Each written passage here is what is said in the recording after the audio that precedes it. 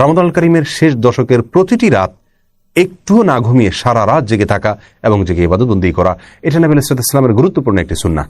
প্রিয় দর্শক, আমরা যারা কর্মজীবী এবং নানা কারণে আমাদের সারা রাত জেগে ইবাদতবন্দি করার সুযোগ হয়ে ওঠে না, আল্লাহ রাসূল সাল্লাল্লাহু আলাইহি ওয়াসাল্লামের বিভিন্ন হাদিসে কিছু কিছু ছোট ছোট আমল রয়েছে যে আমলগুলো করার মাধ্যমে সারা রাত জেগে ইবাদতবন্দি করার সওয়াব আমরা পেতে পারি। সেরকম কিছু আমল আজ আমরা শেয়ার করতে চাই। তো আমাদের প্রথম আমলটি হলো এশা এবং ফজরের সালাত জামাতের সাথে আদায় করা। এ বিষয়ে সহিহ মুসলিমের এক হাদিসে বর্ণিত হয়েছে, রাসূল আকরাম সাল্লাল্লাহু আলাইহি ওয়াসাল্লাম ইরশাদ করেছেন, মান সাল্লাল আশা ফি জামাআতিন কানা কা কিয়ামি নিসফি লাইলা। যে ব্যক্তি এশার নামাজ জামাতের সাথে আদায় করবে, আল্লাহ সুবহানাহু ওয়া তাআলা তাকে অর্ধ রাত জেগে ইবাদতবন্দি করা, দাঁড়িয়ে ইবাদতবন্দি করার সমান সওয়াব দান করবেন। ওমান সাল্লাল আশা ওয়াল ফজর মাল জামাআ ও ফি জামাআ কানা কা কিয়ামি লাইলা। আজ যে ব্যক্তি এশা এবং ফজর উভয় সালাত জামাতের সাথে আদায় করবে, আল্লাহ সুবহানাহু ওয়া তাআলা তাকে সারা রাত জেগে ইবাদত করার, দাঁড়িয়ে ইবাদত করার সওয়াব দান করবেন। দ্বিতীয় আমল হলো ইমামের সঙ্গে এশার সালাত এবং তারাবির সালাত সম্পূর্ণ শেষ মুহূর্ত পর্যন্ত থেকে আদায় করা।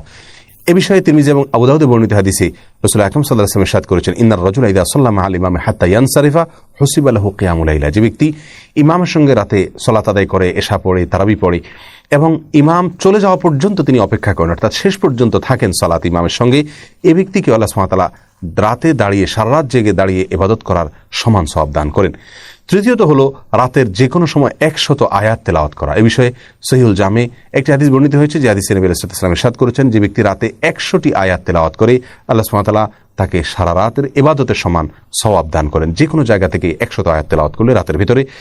4 নম্বর আমল হলো, যে ব্যক্তি বিছানায় এলেন এই উদ্দেশ্যে যে তিনি উঠে ইবাদতবন্দি করবেন, কিন্তু তার ঘুম তারপরে প্রাবল্য বিস্তার করার ফলে তিনি আর জেগে ইবাদতবন্দি করার সুযোগ পাননি, ঘুম এসে গেছে এবং সেটা প্রবল হয়ে গেছে, এই ব্যক্তি যে প্রতিজ্ঞা করেছেন, তিনি যে দৃঢ় ইচ্ছা পোষণ করেছেন উঠে সালাত আদায় করবেন, শুধুমাত্র এই তার সদিচ্ছা এবং দৃঢ় প্রতিজ্ঞার কারণে আল্লাহ সুবহানাহু ওয়া তাআলা তাকেও সারা রাত জেগে যেভাবে তিনি নিয়ত করেছিলেন জেগে ইবাদত করবেন, সেভাবে আল্লাহ সুবহানাহু ওয়া তাআলা ইবাদতের সওয়াব তাকে দান করবেন।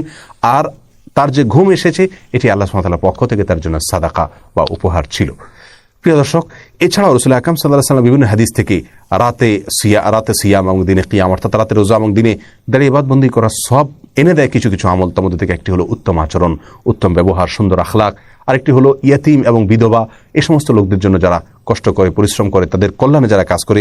তৃতীয়ত হলো জুমার দিনের যত আদব আছে, যত সুন্নাহ আছে, সেগুলোকে যারা ফলো করেন এবং মেনে চলেন। আর চতুর্থত হলো আল্লাহর রাস্তায় রাত জেগে যারা পাহারাদারির কাজ করেন একদিন এবং এক রাত, তাদেরকে আল্লাহ সুবহানাহু ওয়া তাআলা রাত জেগে ইবাদতের সওয়াব দান করে থাকেন। প্রিয় দর্শক, অতএব আমরা এই সমস্ত আমলগুলোর মাধ্যমেও রমাদানুল কারীমের শেষ দশকে রাত জেগে ইবাদতের সওয়াব আমরা নিজের করে নেওয়ার চেষ্টা করতে পারি। তবে বলাই বাহুল্য, সারা রাত জেগে ইবাদত বন্দেগী করা আর এই সমস্ত আমলের মাধ্যমে শর্টকাট ওয়েতে ইবাদত বন্দেগীর সওয়াব অর্জন করা, দুইটা আসমান এবং জমিন যেরকম তফাৎ, তার চেয়ে বেশি তফাৎ এর দুইটার মধ্যে রয়েছে। অতএব আমরা চেষ্টা করব রমাদানের শেষ দশকের প্রতিটি রাত জেগে ইবাদতবন্দি করার। যদি সেই সুযোগ না হয়, তাহলে অন্তত চেষ্টা থাকবে এই সমস্ত আমলগুলোর মাধ্যমেও আমি সারা রাত জেগে ইবাদতের সওয়াব যেন নিজের করে নিতে পারি। লাইলাতুল কদর যেন আমার মিস না হয়, লাইলাতুল কদরের ইবাদতের সওয়াব যেন আমি পেতে পারি। আল্লাহ সুবহানাহু ওয়া তাআলা দেখবেন আমার প্রচেষ্টা, আমার ইচ্ছা, আমার সাধনা, আমার আন্তরিকতা। আল্লাহ সুবহানাহু ওয়া তাআলা আমাদের সকলকে রমাদানের শেষ দশকের প্রতিটি রাত সারা রাত জেগে ইবাদত করার তৌফিক দান করুন।